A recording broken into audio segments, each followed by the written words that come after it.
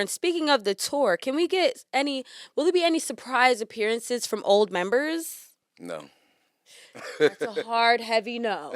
And yeah, Well, okay. no, two of them is definitely not gonna be on it. Oh man, do you guys think there could be any peace? Like it sounds like there's still a lot of no, nothing. Man, I mean, it's It's deeply rooted. well,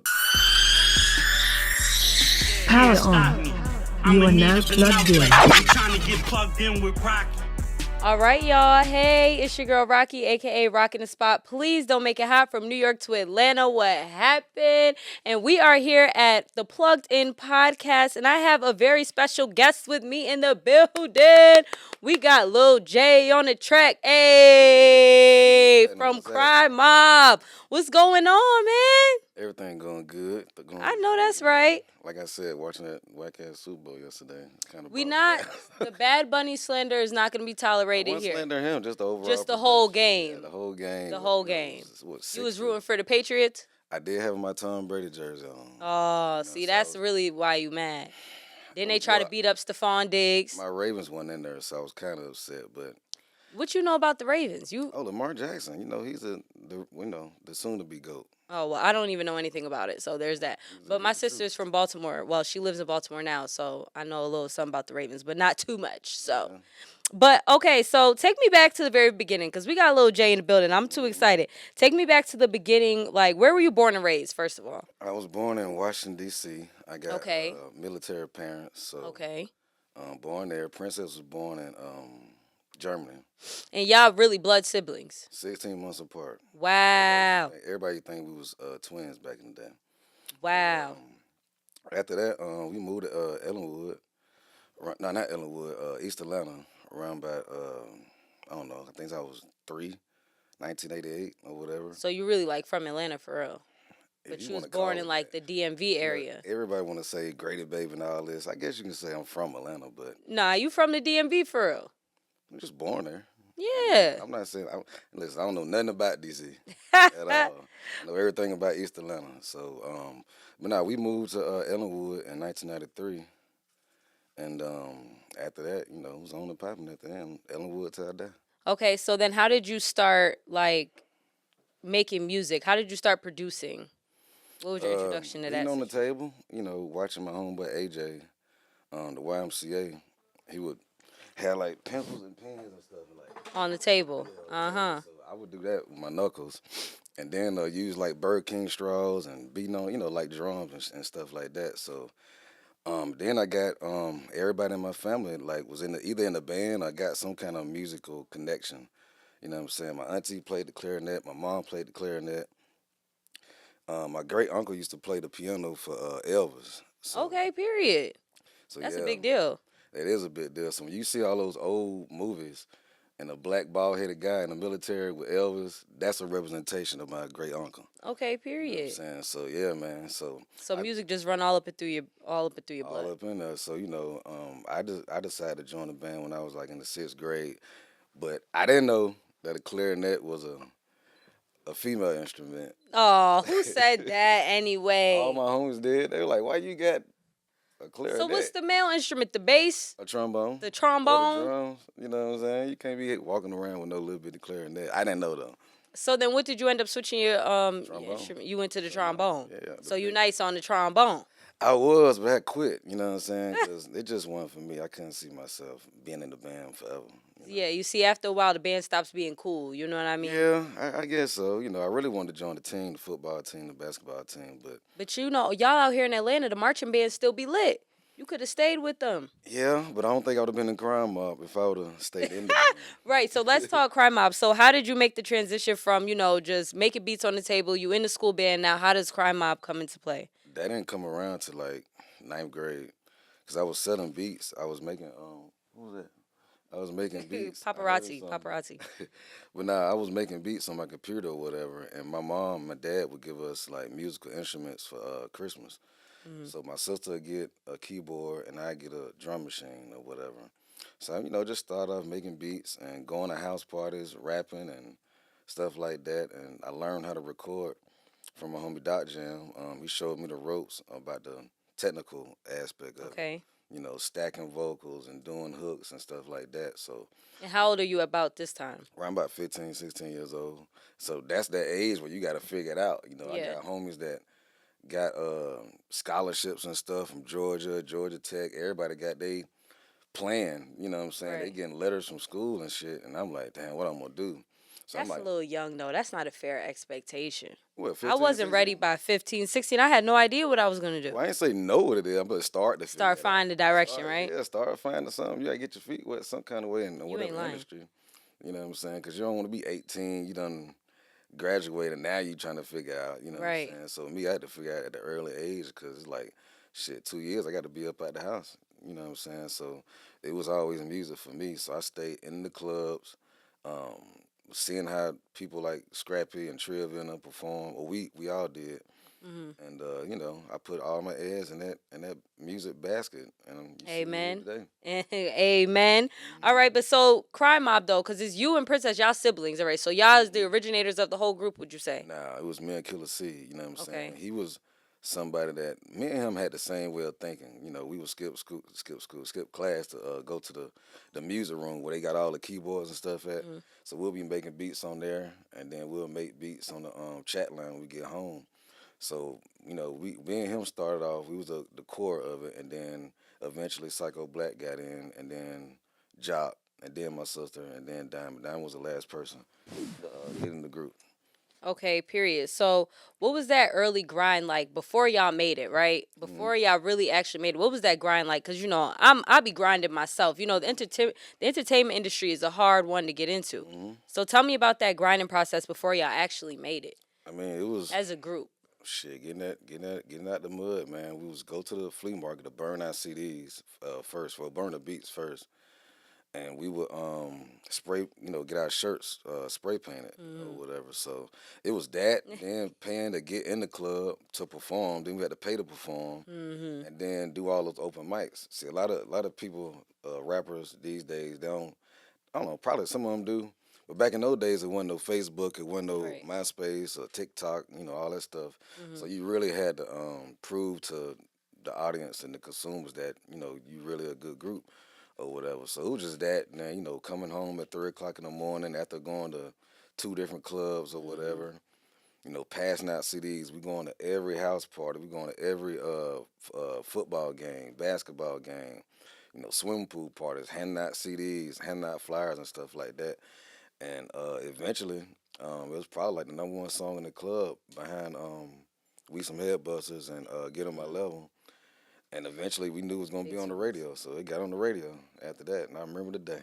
Yeah. So how long would y'all say it took Shit, for in the those listening streets, trying to make it? probably the 2 years, a good two years. Because we And recorded. that's a nice time period. That's a cute little time frame. Yeah, so you talking about every day going out to these little open In the mics. paint. Yeah. And nowadays, artists be complaining, right, about paying to perform. They think they too yes. hot to try. They Yeah. feel like we need to pay them. We use that time to network with different DJs, Exactly. and club promoters and club owners and stuff like that. Because eventually they gonna recognize your face. Oh, that's Crime Mob. Come on, let them in. So they good. Exactly. They gonna, they weren't even paying us, but we were just excited to be on one of them big flyers. You know what I'm saying? Exactly. So, As yeah, you but it took a should. while, man. But it was all the way worth it. Put all that work in. Yeah, you did right. So, being that you were the producer behind the group, right? You made all these iconic, legendary beats. Sure did. So, I dare to say you were the most valuable member Well, thank of the Crime Mob. Would you dare to agree? I agree, and Warner Brother did too. Okay. So now, because I was told, well, I wasn't told, but I did some research and I saw that you were responsible making sure that y'all got compensated as a group. Is that true? Well, we all put concerted effort. Is that the Mm-hmm. word? Yeah, because they dicked us around. Well, not they, just one particular person we cannot mention on this podcast. I don't want y'all to get sued or me getting sued. Okay, So, period. We are unbiased platform, thank you. So I'm the oldest member of the Crime Mob. So I was the only one that was legal Mm-hmm. to sign. And you at that age, you just happy to be on the radio, get on. You got two phones, you got 6 months free rent. So you're not even looking at the black and white. We just Right. signed this big ass phone book record contract or whatever. So we didn't have no lawyers in our family Mm. or nothing like that. So it's nobody. We just trusted the people that say they got our back. Right. But nah, that took some time to get our publishing and royalties back. You know what I'm saying? But eventually, we got over that hump and we good. We in the clear. We still got something lingering between somebody Still. and my sister. So that's why you gotta Lord. watch what you say on these interviews. I'm not. I know a little some, but I ain't gonna get into a little nothing. You No, can. it's none of my Did you give business. me some pre-recorded the pre-written questions? Nope. I got all my I'm pre. talking about you ain't giving them to me though. No. So, yeah, This all off the top. I like to shoot off. He the doesn't dome, know you anything what I'm gonna say here. Yeah. He's an innocent So bystander. whoever listening, don't get mad. I didn't just All come right. up here and So start. that being said, I also read some reports that you might have wrote some of the girls' verses. Of Is that course, true? Of course. So you're a lyricist also. I don't want to say all that. I ain't Because the girls had some verses. they did, but I didn't write everything. Everything. You know what I'm saying? My sister learned how to put words together. Shout out to Princess. She's so out to sweet. I Princess. didn't even know that was your sister. She was so sweet. She took all my looks. You know what I'm saying? Oh boy. But now, when it came to both of them, I coached them up, to help them write and put words together. My sister, she was a quick learner, fast learner, so she could pick up quick. For Diamond, on the other hand, it probably took a little longer.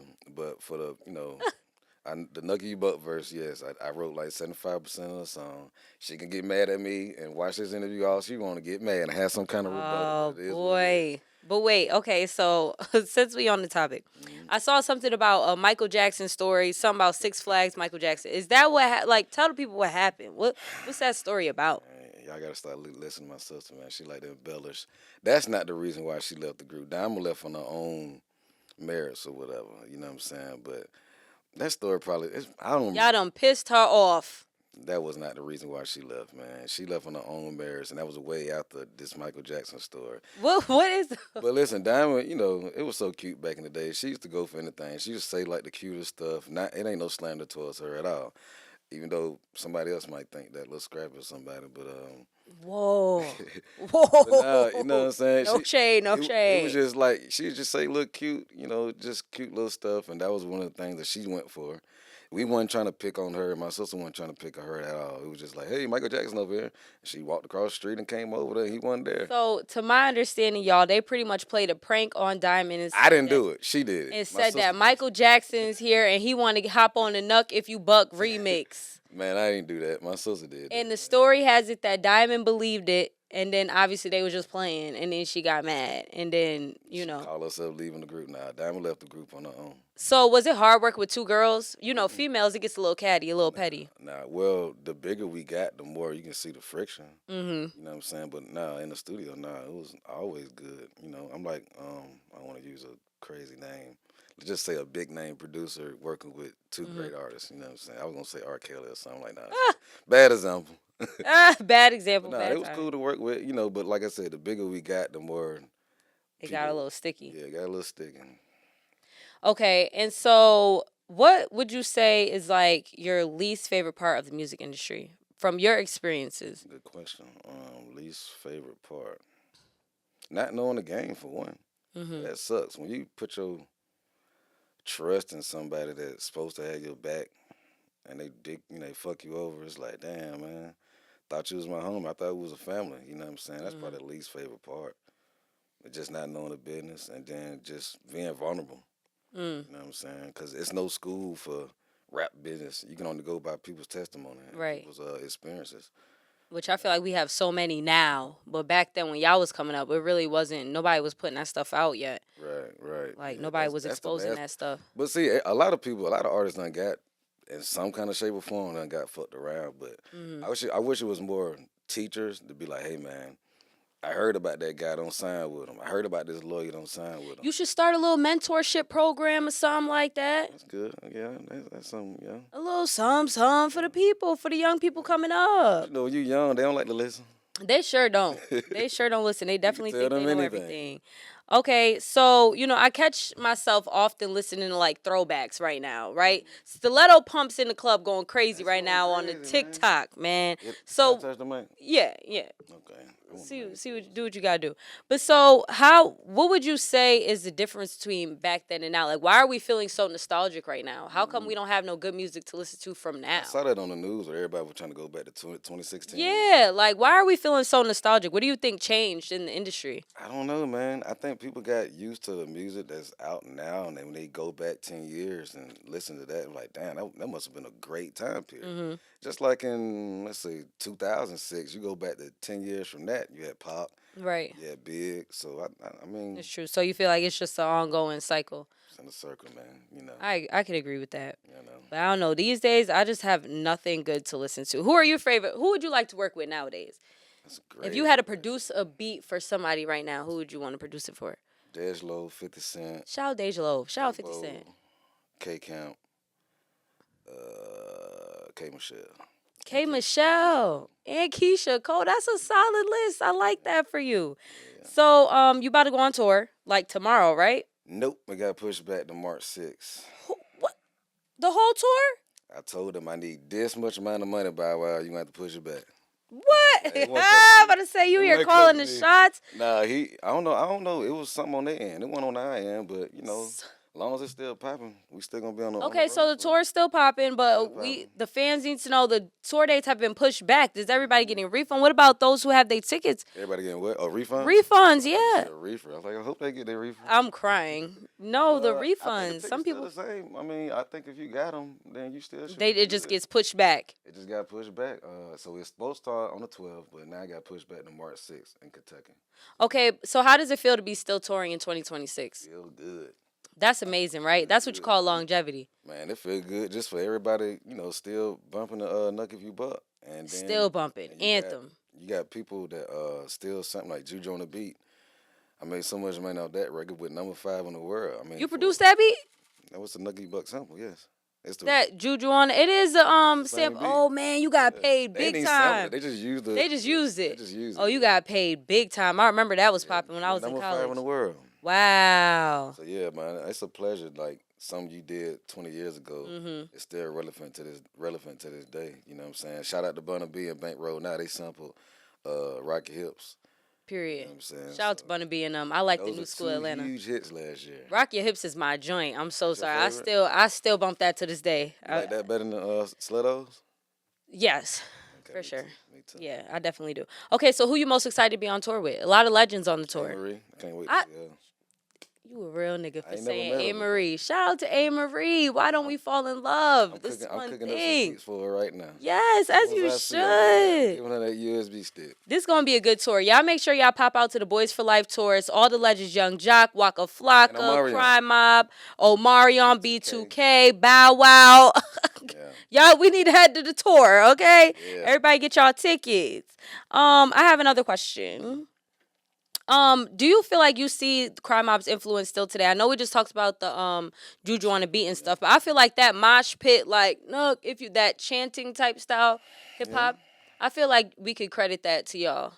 I guess so. I mean, we got the drill music with Chief Keef and Dirk. Mm-hmm. You know, that whole Chicago drill music. Walker really brought it back in 2010. Right. That's crazy. He gonna be on the tour now too. Exactly. Y'all bringing the whole movement back. I mean, yeah, man.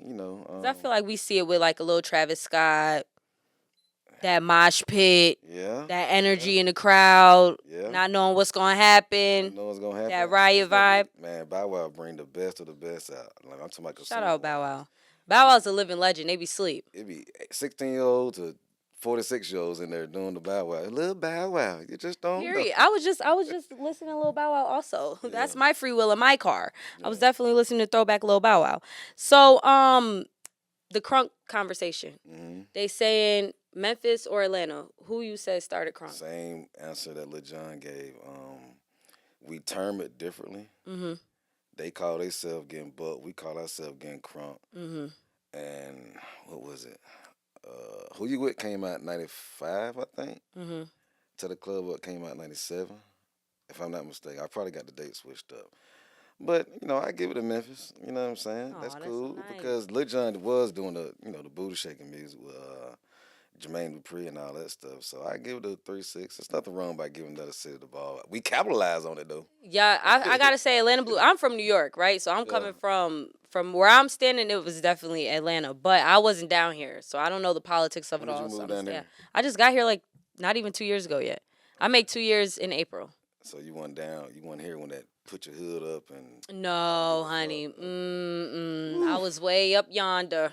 man, Way up what a yonder. time you missed out. I did miss out, but I caught y'all. You know what I'm saying? Lil Jon, everything that spread up to us. So that's what I'm saying. I have to give it to his y'all. son, too, man. Yes, absolutely. My condolences to Lil Jon for sure. So what can we expect from you as an individual, as a producer, moving forward? Take Cry My Body, but just you, Lil J. What you got planned coming up? Hopefully, I have my wife and my kids this year. Oh, period. That man a family man. Trying to be. I've been in this game for 22 years. I'm ready to settle down, ladies. Do you hear me? Right, trying to. You got any prospects? Are you in love? No. Oh. Some of these girls, most of these girls don't qualify. What does it take to qualify to be Lil J's potential wife? The people need to know. A good head on the shoulder. And I'm talking about mentally. I ain't talking about the other thing. Ah! Ambition. Gotta be a Christian. And them toes gotta be right, man. Qualifications. That's calm. There's some girls out there that meet the qualifications, Lil J. Don't be acting some of 'em like be that. like witches and shit. Be having these little rocks and stuff. True. You New better be age careful. You know what I'm saying? Like, with these books and cards, and I'm like, nah, dog. You had a bad experience. A couple of them. You talking too specific. Like, All why the you got cards these little and cards and stuff. This is the moon. It's supposed to be like if you die, I believe you're going to heaven or hell. I don't believe you coming back as no rock or no plant. you don't believe in all that reincarnation drama. Nah. I hear that. So, I have another question. Yes, man. Keep shooting. In 2018, you had bounced back on the Creed 2 soundtrack. How'd you get that project? What was that about? Well, did it come out in 2018 or 16? To my research, it was 2018. You sure? I could be wrong. Okay. Anyway, how'd it come about? How'd the project come about? You're right though. We had did the Red Bull concert with Mike Will, and that was my first time meeting him. So we did the Red Bull concert for him, and then he was like, he called me. He was like, man, I'm finna come out with this fight. Well, I got picked to do this fight movie, Creed. I'm like, cool. So I sent him some records. He like, all right, tonight we gonna record it. So we came over there to the studio. We cut the record. And he don't like me saying this, but that's actually an old record that we had already had. I just threw it in the folder for him to listen to. But no, it fit the record or whatever. So, shot a video for it. It was on MTV Jams, and, it was a good look for us because we ain't shot a video. At that point, we ain't shot a video in a long time. Right, because that was a little comeback right there. The song sounded good, too. And it sounded like the old Cry Mob, but it was still modern. That Uber done sweated my deodorant. It was so hot in there. Ah! I'm crying. You over there funky? Is that what you're saying? No, never do. He said he smell like Dior. All right, what advice, last question, and we're going to wrap it up. No? Yeah. That's all you got? Yeah. We can't go all day. This lady got things to do. She booked and busy. Come on, man. This is not my studio, man. Okay. All right. What advice do you have for producers trying to make it in 2026? Man, be distinctive from everybody else. Don't sound like everybody else. Everybody want to sound like the newest guy out there or the hottest guy out there, but have your own sounds, have your own tag, and make beats that's not popular. You know what I'm saying? If trap is what's going on, do some R&B shit. Do something that's left field that they won't even expect from you. It's producers out there that you wouldn't have thought that he made that. You know what I'm saying? If they didn't have their tag on it. Who's your favorite producers right now? Still the same folks. Zay is one. K.E. on the track. Polo the Don. Timberland. And Kanye too. Them producers, they don't play. Like, all legendary producers, nobody leaving a spot either. Like, all the producers from back in the day still, like, I feel like those is heavy hitters. Like, Timberland's still in the game. Like, Zaytoven's still in the game. Like, niggas not moving nowhere. Yeah. Do you think it's room for new kids to come in? It always is because, nobody could have seen the Nucky Buck coming because we right. was the first. That's true. The Came out the blue sky. on Fruit Loops though, that's a distinctive sound. Mm-hmm. Not only that, the futuristic movement with KE on the track with J Money and Young LA, nobody heard that sound before. Which brings me to another point. You don't think Crime Mob could give us a new project coming up? We got Since one. Stiletto's still. We got one. Okay, We got cool. Because I'm saying, like, Stiletto's back popping. Everybody's feeling nostalgic. Yeah. We want that old thing back. Well, it's gonna be old and new. You still gonna get the crime mob sound, but you can get some mature crime mob as well. When can we expect this debut here? Right after the tour. Right after tour. And speaking of the tour, can we get will there be any surprise appearances from old members? No. That's a hard, heavy no. And yeah? Okay. No, two of them is definitely not gonna be on it. Oh man. Do you guys think there could be any peace? Like, it sounds like there's still a lot of no. Nothing. Man, I mean, it's Deeply rooted. well, Diamond had a chance. And she just refused. She just, she did a lot of shit, and I'm saying this right now on this podcast right now, that we never expressed, but y'all probably seen it or whatever. Nah, bro, you can't walk the red carpet on big events like BET Awards and all this shit like that without us. You know what I'm saying? It's like, okay, we ain't say nothing about it. We ain't did no interview about it, no podcast about it. You took yourself out the group several times. So, no, I mean, no, the decision was made by the powers that be that run the tour that she's not coming on the tour. And neither the other person that, I don't know how good your researcher is, but he definitely ain't going to be on there. I'm not getting into a lot of politics. I do have some notes here, but I'm from New York, so I just kind of want to stay out of it. No, it's some but deep. It was somebody that did something back in the day. He never gonna be on there, and neither is them. So it's just gonna be the three, y'all. 4. The 4. So who's the 4 Psycho that's Black, gonna be president? Psycho Black, MIG, Princess, and Lil Jay. Period. Period. No Killer C, no Diamond. Okay, let's see, no Diamond. Well, there we have it, folks. I'm looking forward to the tour. You guys are gonna be great. Do you think we can get some tickets? I will talk to Johnny Cabell. Oh, shout out to Johnny Campbell. Can you bring him? He tried to play me. He like, I don't know you like that. That what he said? Yeah, which he don't, respectfully, but still, like, I was trying to be his friend. You think we get him on the podcast, too? Of course. I want to hear his experience. He a legend, Of too. course. Yeah, he can talk about Shada Low and Come on, man. E4L He done managed the and managers. everybody, Hey, man, we going to work on getting him, too. Yeah. Well, we appreciate you for coming. Is there any final words that you would like to say here today? Keep God first. Jesus is coming back. Amen. Amen. Y'all better get right before you get left. Thank you. You have officially been plugged in. It's Lil Jay on the track.